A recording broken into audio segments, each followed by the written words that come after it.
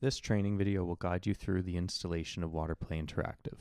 Waterplay will provide you a link to access the Waterplay Interactive homepage through email.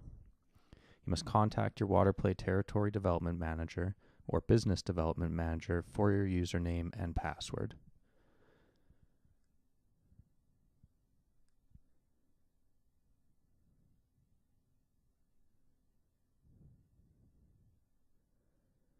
Once logged in, you can download Waterplay Interactive for either Windows or Mac. Simply click the download button and save to your computer.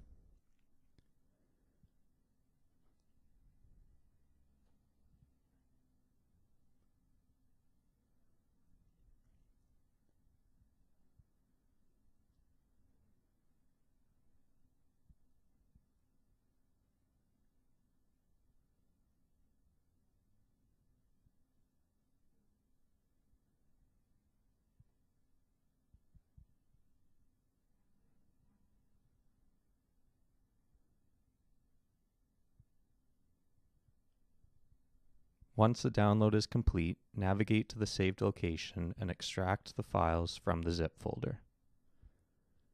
You will extract these files to a location from which you will run Waterplay Interactive, either on your computer or a USB stick.